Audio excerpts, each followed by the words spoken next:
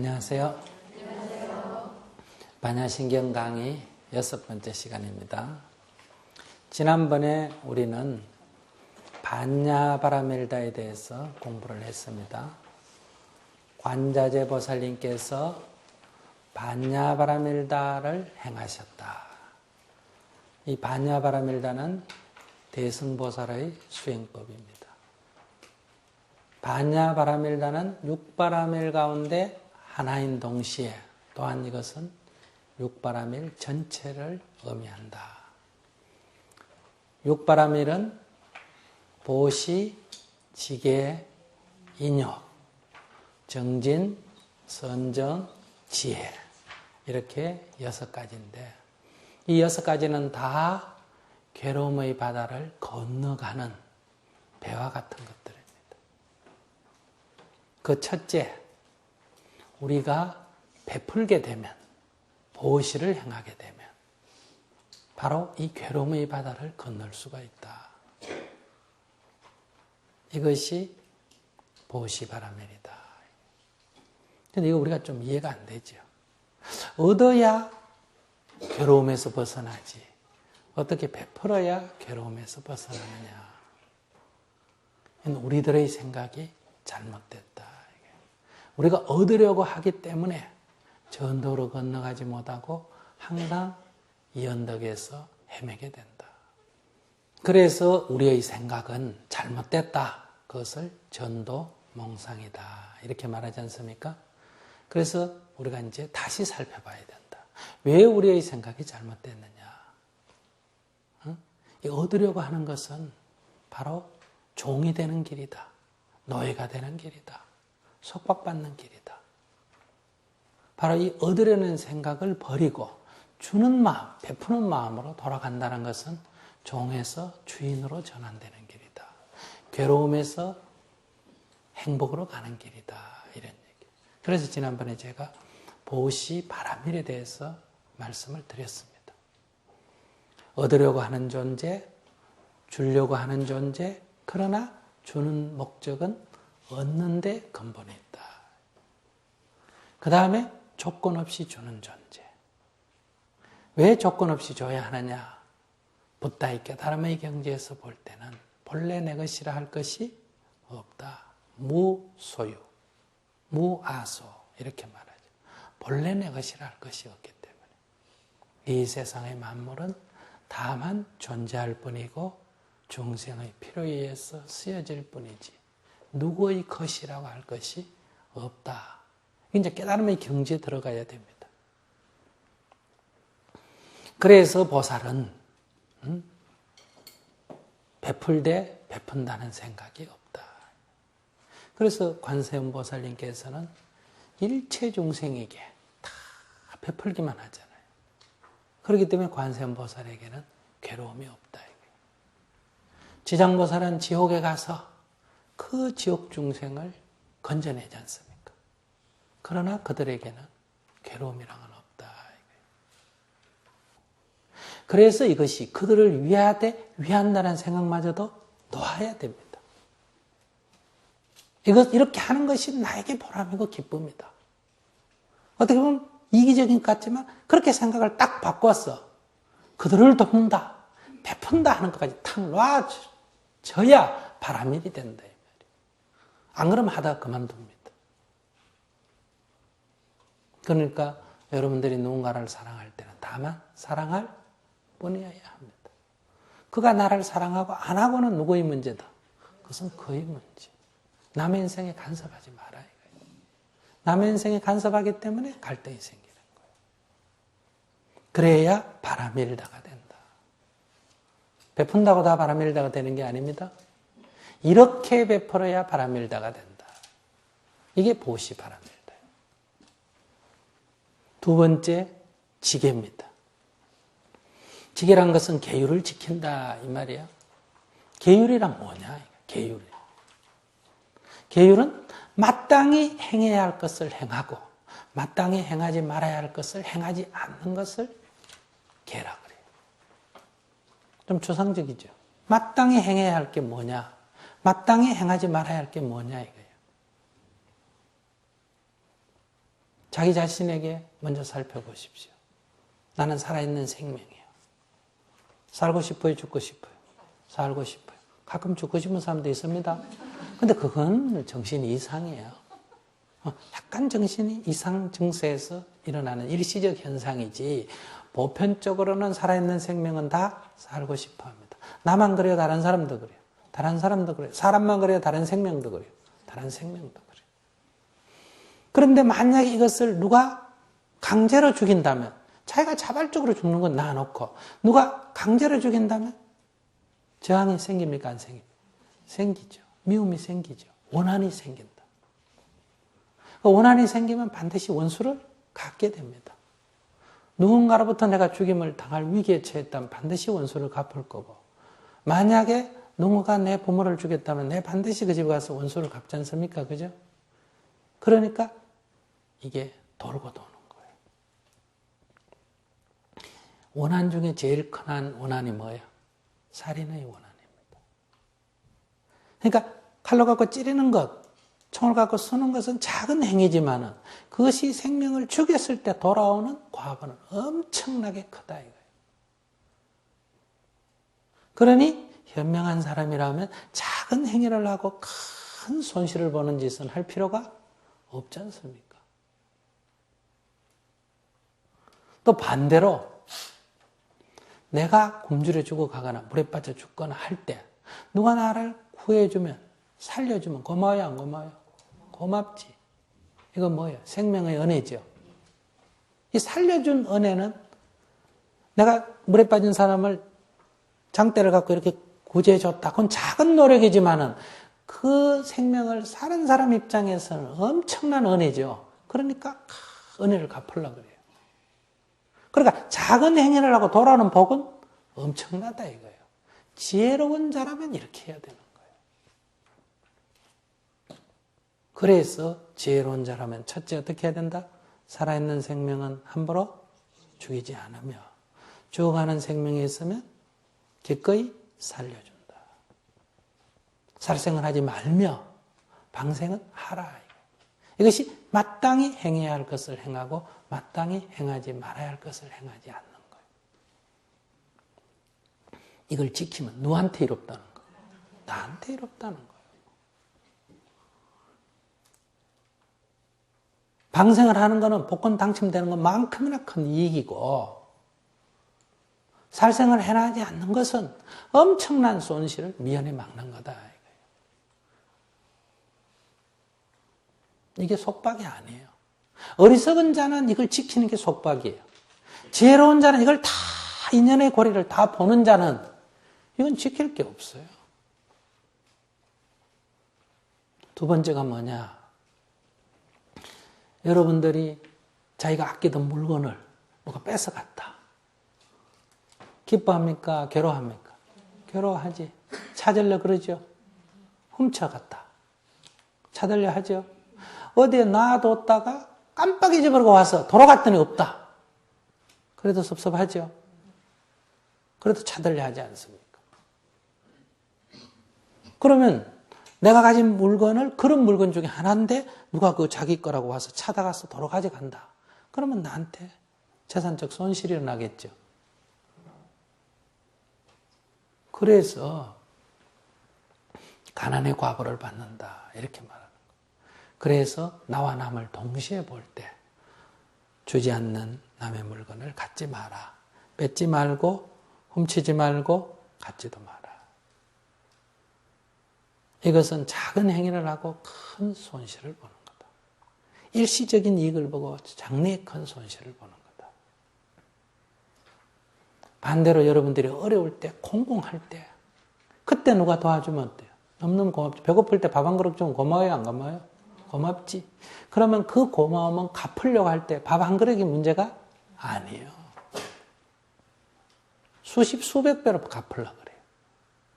그렇기 때문에 비록 내 거라 하더라도 가난한 사람을 보면 어떻게 해라? 도와라. 남의 것은 뺏지도 말고 훔치지도 말고 갖지도 마라. 이게 도둑질하지 마라. 보시하라 이 말이에요.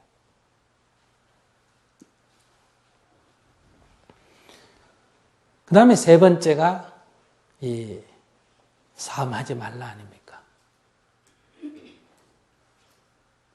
여러분들이 어떤 남자가 와서 난 당신을 사랑합니다. 난 당신을 좋아합니다. 그러면서 나를 껴안고 뽀뽀도 하고 그러면 기분이 좋습니까? 괴롭습니까? 괴롭지. 그걸 괴롭다고 내가 항의를 하면 그 사람이 이렇게 말해요. 내가 당신에게 뭐 어땠어? 나 당신 때렸어? 내가 당신한테 손해를 끼쳤어? 내가 한 일은 당신 내 사랑했어. 그저 포옹해준 밖에 더 있어. 말은 맞지 않습니까? 근데 괴롭잖아요. 왜 괴로울까? 이 성적인 문제, 이 애정에 관계되는 문제는 본인이 원하지 않으면 괴로움이 생깁니다. 본인이 원하지 않으면 괴로움이 생긴다. 그러니까 이 문제에 있어서는 상대가 원하지 않는 것을 내가 좋다고 행하면 안 된다. 왜? 상대에게 괴로움이 되니까. 이게 싸움이에요. 그러니까 상대가 원하지 않는 것은 행하지 말라 이거예요. 그러면 둘이가 서로 다 좋아서 하면 괜찮습니까? 근데 여기 세 가지는 안 돼요. 첫째, 상대가 남편 있는 여자일 때. 우리 둘이는 좋지만 그 남자가 볼 때는 어때요? 너무너무 괴로워. 아내가 있는 남편. 그 아내가 볼 때 너무너무 괴로운 거예요. 그 다음 미성년자. 그 부모가 볼 때 너무너무 괴로운 거예요. 그러니까 내가 좋다고 남을 괴롭히지 말라에게 속하는 거예요. 그래서 이것이 삿된 음행에 속한다. 이렇게 남을 괴롭히게 되면 내가 좋다고 남을 괴롭히게 되면 그 과보가 크다. 네 번째가 여러분들이 누구 말 듣고 알고 봤더니 속았어. 거짓말이었어. 굉장히 기분 나쁘죠? 요거도 먹으면 기분 나쁘죠? 그래서 말로 남을 괴롭힌다. 속이거나 욕설을 하거나 비난을 하거나 꾸며서 말하거나 여기저기 가서 두 가지 말을 하거나 이렇게 말로 남을 괴롭히는 거 하지 말라는 거. 오히려 어떻게 해라? 진실을 말하라. 자비롭게 말하라. 이 네 가지가 우리가 말하는 계율에 속합니다. 계의에 속한다. 이 마땅히 행해야 될 거예요. 이제 여기다 이제 이 네 가지가 사바라이 네 가지 아주 중요한 계율이다. 여기 하나가 추가되는 게 술을 먹지 말라. 이 술을 먹지 말라는 건 중독성 물질을 섭취하지 말라. 이 말이에요. 술이나 담배나 마약이나 이런 게 다 들어갑니다. 그러면 우리나라에서도 보면 남자가 술 먹고 지나치게 먹고 이렇게 해서 가정불화가 많이 생깁니까? 안 생깁니까? 많이 생기죠. 술 때문에 얼마나 분쟁이 많습니까? 자기는 좋지만은 타인에게 큰 괴로움이요. 또 자기 건강에도 안 좋아요. 그래서 이런 어리석은 짓은 하지 마라. 이건 손실이 많다. 그런데 우리 가족 중에 비록 아버지라 하더라도 아내라 하더라도 남편이라 하더라도 자식이라 하더라도 철제 살생을 하거나 즉 살인을 하거나 폭력을 행사하면 부부지간이든 부모 자식 간에도 두렵습니까? 안 두렵습니까? 두렵죠. 괴롭죠. 같은 가족 구성원이라도 자꾸 뭘 훔치고 뺏고 하면 괴롭죠. 같은 가족 구성, 부부라 하더라도 강제로 자꾸 이렇게 성적인 접촉을 하면 괴롭잖아요. 가족이라 하더라도 자꾸 거짓말하고 욕설하고 이러면 괴롭죠. 가족 중에라도 술 먹고 취해가 자꾸 돌아다니면 괴롭잖아요. 가족이라도 이건 행하면 괴롭다 이거예요. 그런데 천년 낯설은 알지도 못하는 다른 남자 여자 그것이 아주 외진 곳에서 오직 두 사람만 있다 하더라도 그 사람이 절대로 때리거나 죽이지 않는다. 그 사람은 절대로 뺏거나 훔치지 않는다. 그 사람은 절대로 타인의 의사에 반해서 성적인 접촉을 행하지 않는다. 그 사람은 절대로 거짓말이나 욕설을 하지 않는다. 그 사람은 절대로 술에 취하거나 비틀대거나 이런 일이 없는 사람이다. 이 5가지만 확실한 사람이라면 두려워할 이유가 있습니까? 없습니까? 없어요. 우리가 길 가다가 밤에 사람을 동물보다 더 무서워하지 않습니까? 왜? 이 5가지 때문에. 이것이 사람으로서 마땅히 지켜야 할 것이다. 근데 담배를 피우고 싶은 사람이 안 피우면 괴로워요, 안 괴로워요? 괴롭지. 그렇다고 피워버리면 더 나쁘죠? 안 피우고 참아도 괴롭죠? 근데 여러분들은 지금 담배를 안 피우고 있잖아요. 근데 지금 괴로워요, 안 괴로워요? 안 괴롭지. 왜? 피워야 된다는 생각을 안 하니까. 피우는 것이 나빠서 피우지 않는 사람에게는 피우지 않아도 괴롭지 않습니다. 피우지 않는 사람은 안 피워야 된다는 생각도 안 한다. 이게. 담배를 안 피워야지, 참아야지. 이 사람은 지금 피우고 싶다는 욕구에 사로잡혀 있다. 이런 얘기. 그렇기 때문에 범부는 어떠냐? 계율을 지키지 못합니다. 현인은 계율을 지킵니다. 지킨다면 참는다 이 말이에요. 그러면 성인은 어떠냐? 그것이 나쁜 줄 알고 그렇게 행하는 것이 자신에게 엄청난 손해가 있음을 알고 그렇게 행하면 자신에게 엄청난 이익이 있음을 알기 때문에 지킬 것이 없는 거예요. 여러분들 지금 담배를 안 피우는 계율을 내가 지킨다 이런 생각 아무도 없지 않습니까? 그것처럼 지킬 것이 없는 거예요. 그것이 마땅히 행해야 될 일이고 마땅히 행하지 말아야 할 일일 때는 지킬 것이 없는 거예요.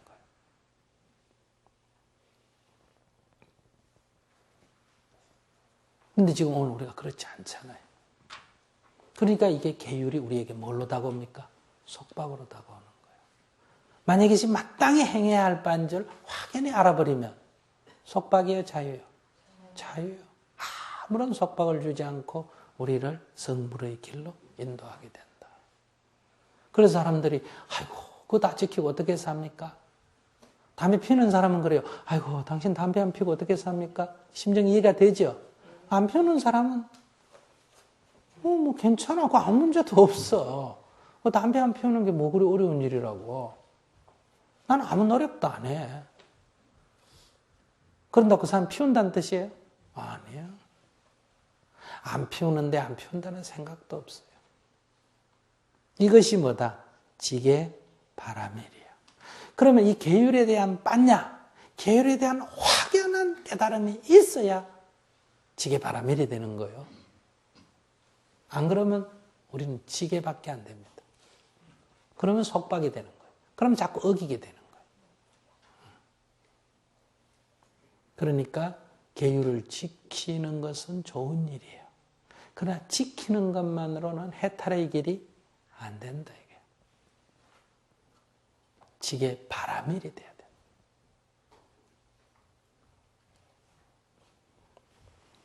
그 다음에 인욕이에요. 사람은 누구나 다 자기를 중심에 놓고 이 세상을 봅니다. 자기를 중심에 놓고 앞, 뒤, 오른쪽, 왼쪽, 동서, 남북 이렇게 다 나름 가릅니다. 모든 사물을 볼 때 늘 자기가 중심이에요. 그 말은 자기가 기준이에요. 두 사람이 길을 가면 한 사람이 앞에 가 한 사람이 뒤를 갑니다. 그럼 뒤 사람은 자기를 기준으로 해서 뭘 저래 서두르나 이렇게 말합니다. 앞에 가는 사람은 자기를 기준으로 했고 뭘 하고 꼼짝거리나 이렇게 말합니다. 두 사람이 같이 일합니다. 한 사람 좀 빠르고 한 사람 좀 늦다 하면 뒤 사람은 앞 사람을 보고 빠르다 그럽니다. 앞 사람은 뒤 사람 보고 늦다 그래요. 우리는 황해를 서해라 그러고 중국에서 보면 뭐가 됩니까? 동해예요. 강북에서 보면 남산이고 강남에서 보면 뭐다? 북산이. 이렇게 다 자기 선 위치에서 달리 본다. 근데 이건 상대적이에요. 오늘 우리가 옳다 그러다 맞다 틀렸다 하는 것은 다 자기를 중심에 놓고 바라본 세계예요. 자기 까르마, 자기 업식의 기준에서 본 세계예요. 이건 절대적인 옳고 그름이 아니다 이 말이에요. 그런데 우리는 그걸 깜빡 잊어버리고 이걸 절대화해 있어요. 그래서 옳다 그러다 이렇게 늘 시비를 일으키는 거예요. 남편이 매일 술 먹고 늦게 들어와. 아내 기준에서 보면 나빠요 안 나빠요? 나쁘지. 근데 이 남자가 어디 가서 술 먹나 하고 봤더니 회사 끝나면 꼭 오다가 어느 술집에 한 번 들러서 1시간쯤 술을 한 잔 먹고 들어오는 거예요. 그래요. 가봤더니 거기 주인이 여자예요. 근데 남편이 얼마 전에 죽고 혼자 사는 분이에요. 근데 애들 키우고 살기가 어려워. 근데 이 남자분 아시는 분이에요. 그러니까 부인이 그렇게 혼자 어렵게 그래 사니까 그래 오면 가면 어때요? 술을 팔아주는 거예요. 그럼 이 작은 집을 운영하는 가게를 운영하는 주인이 볼 때는 고마운 분이에요? 안 고마운 분이에요? 고마운 분이에요. 근데 부인이 볼 때는 어때요? 남편이 나쁜 사람이에요. 그래서 우리가 동일한 행위라도 누가 보느냐에 따라서 다르다 이 말이에요. 그래서 왜 그랬냐 물으면 아이고 혼자 살고 힘들어서 그렇다. 그러면 이제 보통 뭐라 그럽니까? 아이고 안가히 자비심이 많다. 그 여자에게 베푸느니 나에게 좀 베풀어라. 이렇게 나오잖아요. 그죠? 이렇게 우리는 늘 자기를 기준으로 해서 본다 이거야. 그렇기 때문에 비판을 한대. 그럼 상대편은 또 자기를 기준으로 해서 보니까 자기가 뭐 잘못했는지를 잘 자각을 못하겠죠. 그죠? 그러면 이게 갈등이 아주 심해집니다. 그럼 서로 이제 억장이 무너지고 어기가 막히는 거예요. 이게 잘못했으면 잘못했다고 사과라도 해야지 좀 용서를 해줄 텐데 자기가 잘했다고 우기니까 사람이 더 미치잖아요. 이렇게 해서 이게 갈등이 증폭이 된다. 그럴 때 서로 다를 뿐이구나. 옳고 그러다 할 게 본래 없구나. 이게 이제 우리가 배우는 공사상 아닙니까? 본래 옳고 그름이 없구나. 텅 빈 거구나. 그러나 우리들의 마음이 자기를 기준으로 해서 옳다 그러다 하는 분별이 생기구나. 그것을 절대화시켜서 움켜쥐니 상해되는 거구나. 그래서 거기에 집착을 하구나 내가. 그래서 이런 갈등이 생기구나. 이걸 이제 우리가 깨닫게 된다. 그러면 뭐예요? 참을 것도 없어지는 거예요. 용서해 준다는 말은 굉장히 좋은 말이지만 용서해 준다는 말은 누가 옳다는 거예요? 내가 옳다는 거예요. 그래서 이 용서해 주는 수준 갖고는 해탈의 길이 아닙니다. 아시겠어요? 이건 현인의 길이에요. 성인의 길, 불보살의 길은 뭐냐? 용서해 줄 것이 없어야 됩니다. 왜? 본래 옳고 그런 것이 없기 때문에. 그래서 인욕 바라밀이 되려면 어떻게 된다? 참을 것이 없는 경지. 참을 것이 없는 경지다. 이게 인욕 바라밀의 경지다. 이런 얘기. 참을 것이 없는 경지. 자, 한 예를 한번 들어봅시다. 시어머니가 가끔 며느리 집에 와서 잔소리를 자꾸 하는 거예요. 음식은 뭐 우리 아들은 이거 이렇게 하면 안 되고 반찬 이렇게 해야 되고 이건 삶아야 되는데 너는 볶았고 이건 생걸 줘야 되는데 네가 삶았고 뭐 이러고 옷은 또 팬티도 뭐 와이셔츠도 달여줘야 되는데 그냥 했고 이렇게 자꾸 얘기를 하면 귀찮아요 안 귀찮아요? 귀찮지. 그러면 대부분 하소연이 아이고 시어머니 잔소리 때문에 못 살겠다. 그냥 집에 와서 가만히 계시면 얼마나 좋을까? 밥 딱 해드리면 먹고 구경시켜드리면 구경 갔다 오고 그렇게 계시면 좋을 텐데 늘 간섭을 해서 힘든다는 거. 근데 여기 갔다 놓으면 여기 가만히 있고 저기 갔다 놓으면 저기 가만히 있는 거는 꼬다는 보리자루나 그렇지 사람이 어떻게 그렇게 됩니까? 그죠? 이건 뭐예요? 시어머니를 내 시킨 대로 해라. 어린애처럼, 그죠? 밥 좀 밥 먹고, 구경시키면 구경이나 하고, 입 다물고 이 사람 가만히 있어라. 이 얘기 아니에요. 이게 남의 인생에 간섭하는 태도란 말이에요. 그러니까 이게 갈등이 생기는 거예요. 그런데 여기서 결국은 남편은 나에게는 남편이지만 시어머니에게는 남편이 누구예요? 자기 아들이잖아. 그죠? 그러면 이 아들의 습성에 대해서 부인이 잘 알겠어요? 어머니가 더 잘 알겠어요? 어머니가 더 잘 알아요. 어릴 때부터 키웠기 때문에. 부인은 나하고 사니까 내가 더 잘할 것 같지만 어머니는 자기가 훨씬 더 잘한다고 생각해요. 근데 어머니가 딱 보니까 저렇게 하면 안 되는데 저렇게 하면 안 되는데 저렇게 하면 안 되는데 이렇게 생각한단 말이에요. 그래서 어머니는 간섭하는 게 아니고 자기가 아는 바를 어때요? 얘기하는 거란 말이에요. 근데 며느리 입장에서 볼 때 이게 간섭이고 잔소리란 말이에요. 이럴 때 이 며느리가 만약 불자라면, 그러니까 불법을 아는 자라면 이 말이에요. 지혜로운 자라면 우리 남편에 대해서는 나보다는 우리 어머니가 더 잘하신다. 어머니 오셨을 때 우리 남편이 어떤 식성을 갖고 있고 어떤 취향을 갖고 있는지 좀 배워야 되겠다. 이렇게 딱 마음을 내면 어떻겠어요? 음식은 이렇게 만든다. 예, 그걸 좋아하구나. 그래서 요즘 내가 음식을 탁 나로서는 정성대로 해줬는데도 젓가락 갖고 집적집적 하고 안 먹고 짜증내고 가더니 이야, 이거 삶아야 되는데 볶아서 그랬구나. 날 걸 줬는데 사실은 묻혀줘야 되겠구나. 이렇게 아는 맛이 있잖아. 그죠? 아침에 나갈 때 뭐 이렇게 옷 입으면서 뭐 신경질 내고 나가서 저게 왜 저러나 했더니 와이사스를 안 달아줘서 저렇구나. 이렇게 어머니를 통해서 배운다 이 말이에요. 어머니 그러세요? 그러세요? 이렇게. 그러면 이 며느리가 시어머니 잔소리를 듣고 참는 거예요? 참을 것이 없는 거예요? 참을 것이 없는 거예요. 생글생글 웃으면서 배운다 이 말이에요. 그리고 또 모자지간에는 오래간만에 만나면 할 얘기가 많아요? 안 많아요? 많지. 그러면 저녁에 아이고 여보 어머니하고 주무세요. 이렇게 자리 비켜주는 거예요.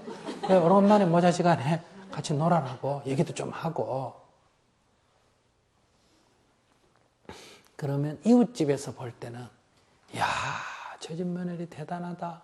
그 시어머니 잔소리를 저렇게 참고 잘 견디네. 이렇게 말하지만은 사실은 참을 것이 없다. 그러면 참는 자가 오래 참겠어요? 참을 것이 없는 자가 오래 참겠어요? 참을 것이 없는 자는 영원히 참을 수 있습니다. 이 괴로움이 아니다 이거예요. 그러니까 이렇게 하는 것을 뭐라고 한다? 인욕 바라밀이라 그래요. 그러니까 여러분들이 지금 참는 거는 그냥 인욕일 수는 있지만 인욕 바라밀은 아니에요. 그러면 이게 보시든 지게든 인욕이든 그냥 베푼다, 그렇지 않으면 지킨다, 참는다 하는 문제가 아니죠. 거기에는 제법의 공성, 본래 옳고 그름이 없다 하는 나와 남을 동시에 바라보는 관점, 베푼 것이 나에게 이익이다라고 하는 그 본질을 꿰뚫어 있어야 이렇게 된단 말이에요. 그러니까 사실은 이게 보시바라밀이지만 하지만은 거기는 뭐가 반야바라밀이 들어있는, 지게바라밀이지만은 반야바라밀이 들어있고 여기에 인욕바라밀이지만 반야바라밀이 들어있는 거예요. 노력하는 것도 마찬가지예요. 이 정진 노력이거든요. 우린 게을러요. 이게 중생이에요. 근데 현인은 어떠냐? 애를 쓰고 노력을 하는 거예요. 그 노력한다는 말은 하고 싶다는 거예요. 하기 싫다는 말이에요. 하기 싫다는 거예요. 노력한다 이 말은. 하기 싫다고 안 해버리면 범부중생. 하기 싫지만 하면 뭐다? 현인. 근데 그 하기 싫다 하는 거는 싫다는 어디서 온다? 이것은 내 까르마에서 오는 거예요. 좋다 싫다는. 그러니까 그 싫다에 사로잡힌 걸 탁 놔버리면 어떠냐? 그냥 하는 거예요. 하기 싫은데 애쓰는 게 아니고 그냥 하는 거예요.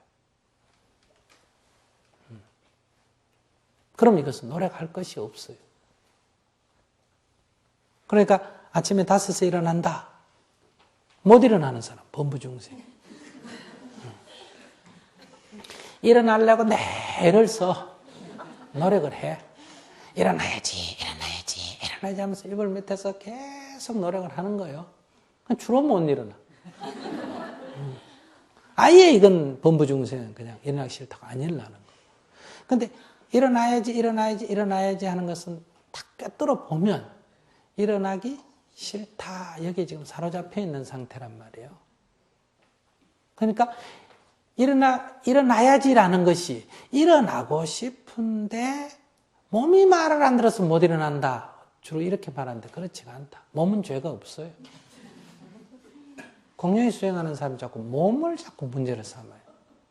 그러니까 못 일어나는 것은 몸이 말을 안 들어서 못 일어나는 게 아니라 몸이 아픈 것을 핑계로 일어나기 싫어서 못 일어나는 거예요. 일어나기 싫다에 사로잡혀 있다.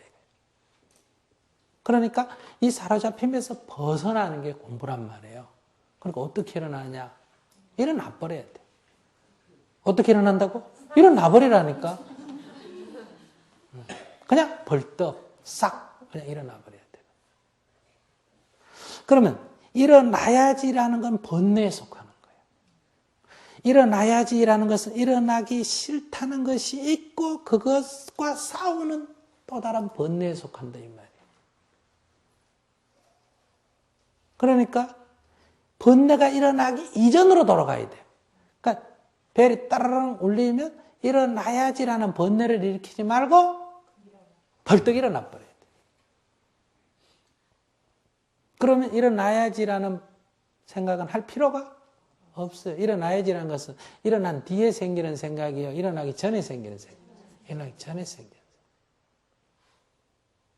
그러니까 일어나야지로 연습을 하지 말고 저녁에 잘 때 벨이 울리면 싹 일어납니다. 이러고 딱 자란 말이에요. 울리면 싹 일어나려고 하는데 못 일어났다. 번뇌가 끼었어. 그럼 오늘 놓쳤구나. 다음에 다시 해봐야지. 연습을 하더라도 근본을 딱 꿰뚫어서 연습을 해야 두세 번 딱 하면 딱 해결이 된다 이 말이에요. 일어나야지라는 식으로 노력을 하면 10년 해도 나을 그나물의 그 밥이에요. 그러니까 이 노력할 것이 없어야 돼요. 이런 우리들의 그 마음을 살펴야 돼요. 그래서 이게 반야가 필요한 거예요. 그냥 노력한다고 되는 게 아니에요. 그러니까 그 업식에 휘둘려서 그 번뇌에 사로잡혀 있으면서 자꾸 애쓰는 거는 효과가 없습니다. 그러니까 훌쩍 떼어놓아 버려야 돼요. 어린아이들이 화장실에 가서도 만화책 보죠. 게임하죠. 그죠? 걔들 노력하는 거예요? 노력 안 하는 거예요? 노력 안 하는 거예요. 노력한다는 말 안 합니다. 아시겠어요? 그냥 하는 거예요. 재밌었어. 그런 것처럼 우리가 이 세상의 일을 이렇게 재미를 내서 그냥 가볍게 하셔야 됩니다. 이를 악 다물고 이빨이 부러지도록 각오하고 그렇게 하는 거 아니에요. 그럼 뭐 된다? 병 생긴다. 그럼 이빨도 아프고 어깨도 아프고 목도 아프고 몸도 아프고 이렇게 돼요. 병 나는 거예요. 그래서 늘 가볍게 마음을 탁 내서 그냥 하셔야 돼요. 그 다음에 이제 막 간단하게 정리하면 선정이라는 선정 이것도 바람일이 돼야 돼요. 우리는 어때요? 늘 마음이 초조하고 불안하고 들떠있죠. 그러니까 이게 고요하지 못하다. 그럼 현이는 이 들뜬 마음을 가라앉히려고 마음을 고요히 하려고 노력하는 거예요. 마음을 고요하게 하려고 노력한다. 이 말은 지금 고요하다는 거예요. 들떴다는 거예요. 들떴다는 거예요. 그러니까 이미 우리가 고요하게 할 것이 없는 경지. 그럼 고요하지 못하는 이유는 마음이 경기에 끄달려 있다 이 말이에요. 경계에 끄달려서 거기에 시비를 일으키고 있기 때문에 마음이 고요하지 못하는 거예요. 우리가 경계로부터 자유로워지면, 즉 다만 그것을 그것으로 보는 경지에 이르게 되면 어떠냐? 마음은 어디를 가나? 고요해 있는 거예요. 그러니까 고요하게 하려고 할 필요가 없는 거예요. 그럼 고요하게 하려고 할 게 아니라 경계에 끄달리지 않도록 사물을 있는 그대로 보는 게 중요하지, 자꾸 이미 이 경계에 끄달려가 마음이 들떠 있는 걸 자꾸 눌려서 안정시키려고 하는 거는 마치 밑에서 불은 떼고 위에 물이 끓는다고 자꾸 바가지에 물을 받아붓는 것과 같다 이거예요. 불을 빼버려야지.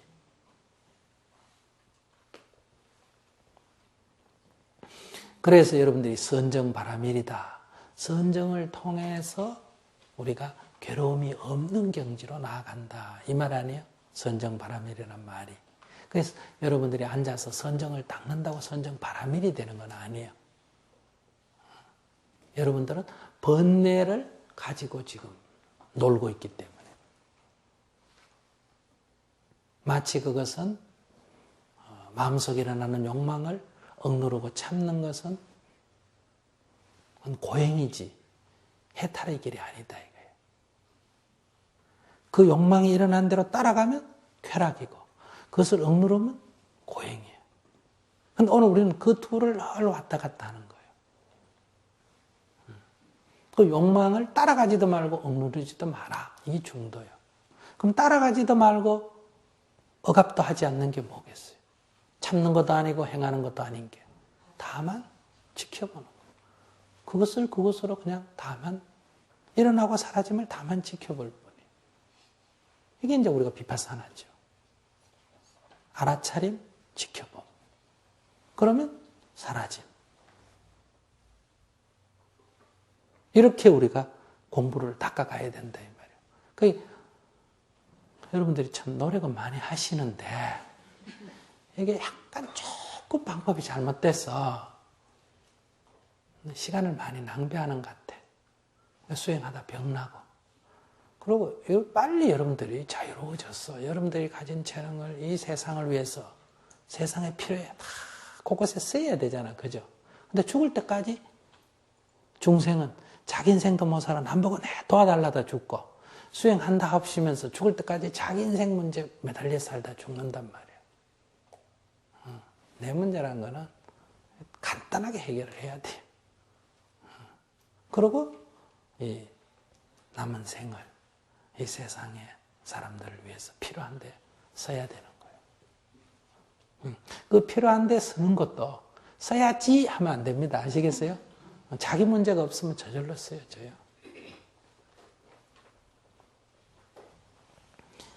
자, 이런 과정을 겪어서 반야바라밀에 이른다. 이래 말할 수도 있지만 그건 순서 개념은 아닙니다. 아시겠습니까? 반야란 것은 모든 바라밀에 이 근본 관점이 잡혀 있어야 돼요. 그래야 그것이 바라밀다가 될 수 있는 거예요. 선정을 닦는다고 선정바라밀다가 될 수 없고 정진한다고 정진바라밀다가 될 수 없고 인욕한다고 인욕바라밀다가 될 수 없고 계를 지킨다고 지게바라밀다가 될 수 없고 보시한다고 보시바라밀다는 될 수가 없다.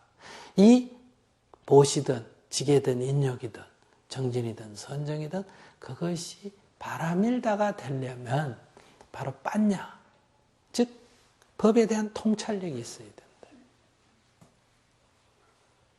그래서 이 반야바라밀다는 육바라밀을 다 포함한다. 그러니까 관자재보살님께서 어떻게 살으셨는지 이해가 되시겠어요? 네. 예, 베풀되 아무런 대가 없는 그런 베품의 행을 하셨고 계를 지키되 지킨다는 생각도 없는 그 당연하기 때문에 행하는 거고 제법이 공한도리를 알기 때문에 참을 것이 없이 중생을 있는 그대로 보신 거고 이 살아가는 삶에 있어서 뭘 애쓰고 각오하고 이렇게 사는 게 아니라 그냥 하는 거예요. 마땅히 하는 거예요. 그냥. 애쓰고 노력하면 3번, 4번 안 되면 실망하고 지치죠. 다만 할 뿐이에요. 넘어지면 일어나는 거예요.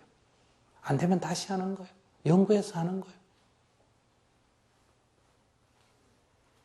그것이 정진이다. 그러니까 길이 잘못됐으면 길을 바로 찾아야 되고, 길이 바른데 아직 거리가 멀면 계속 가야 되는 거예요.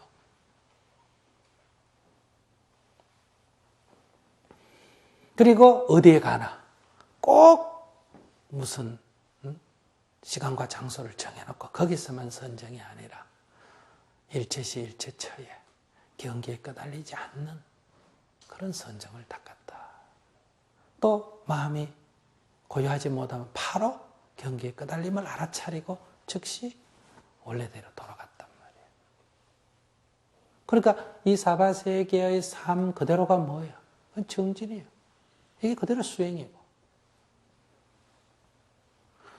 이런 수행을 통해서 확연히 완전한 깨달음을 이뤘다. 그러니까 어느 정도 이런 법에 대한 깨달음이 있어야 이런 수행을 할 수 있겠죠. 또 이런 수행을 통해서 결국은 빠냐바라밀 완전한 깨달음을 얻었다. 그 깨달음을 얻은 내용이 뭐예요? 제법이 공안돌이에요. 부처님이 깨달음을 얻으시고 제법이 서로 연기되어 있다는 걸 깨닫듯이, 그러니까 모든 법이 실체가 없음을 깨달았다. 그게 다음 문장이에요. 여기서 잠깐 반야바라밀다에 대해서 조금 이론적인 설명을 더하면, 이 반야라는 말은 세 가지로 우리가 나눠서 설명을 합니다. 첫째, 실상반야. 실상반야란 것은 존재의 참모습, 제법의 실상, 있는 그대로를 반야라고 한다. 이것을 실상반야라고 한다. 두 번째는 그 실상을 확연히 있는 그대로 보는 나의 지혜, 이것 또한 반야라고 한다. 이건 관조반야예요. 비춰보는 힘. 이 반야신경에서 뭐라고 했어요? 조견이라고 했지 않습니까? 그죠? 그 다음에 중생의 그 병을 하나하나 다 알았어. 중생이 깨달음에 이르도록 그 인연 따라서 바르게 인도해 주는 힘. 이게 방편반야예요. 그러니까 이 지혜는 제법의 실상, 진리 그 자체를 말할 때도 있고, 지혜를 말할 때도 있고, 방편을 말할 때도 있다. 그래서 이것을 우리가 실상반야, 관조반야, 방편반야라고 합니다. 그 넓은 의미에서 그렇고, 좁은 의미에서 말하면 반야는 무슨 반야다? 관조반야가 되겠죠. 존재의 참모습을 내가 확연히 깨닫는 지혜, 이렇게 그걸 비춰보는 나의 지혜, 이것을 우리가 반야라고 한다. 그런데 이 지혜는 바로 일체법의 실상을 확연히 깨친 부다의 지혜, 보살의 지혜를 반야라고 한다. 이렇게 정리를 해볼 수 있겠습니다. 그럼 오늘 여기까지 하겠습니다.